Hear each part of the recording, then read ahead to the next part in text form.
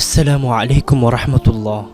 সুপ্রিয় দর্শক মণ্ডলী, আশা করছি আল্লাহ তাআলার শেষ মেহেরবান ও দয়ায় আপনারা সকলে ভালো আছেন। আজকে আমরা আপনাদেরকে এমন একটি দোয়া সম্পর্কে জানাবো যে দোয়া পাঠে 40 লক্ষ নেকি সওয়াব হয়। সুবহানাল্লাহ। তো চলুন ভিডিওটি শুরু করি। বিশিষ্ট সাহাবী হযরত তামিম দারি রাদিয়াল্লাহু তাআলা আনহু বর্ণনা করেছেন, নবী করিম সাল্লাল্লাহু আলাইহি ওয়াসাল্লাম ইরশাদ করেছেন, যে ব্যক্তি এই বাক্য 10 বার পড়বে সে 40 লক্ষ সওয়াব পাবে।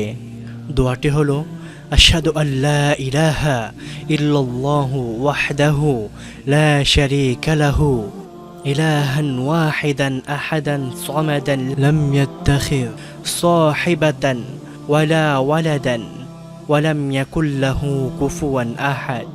আপনাদের সুবিধার্থে এখানে বাংলা উচ্চারণ সহ দেওয়া হয়েছে। আপনারা যদি আরবিতে শিখতে না পারেন তাহলে বাংলা দেখে শিখে নেবেন।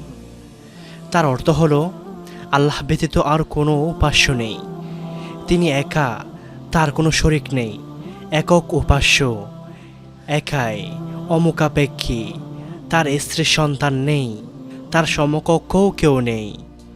আল্লাহ তাআলা আমাদের সবাইকে এই দোয়াটি প্রতিদিন 10 বার করে পাঠ করার তৌফিক দান করুন। আমিন ইয়া রাব্বাল আলামিন।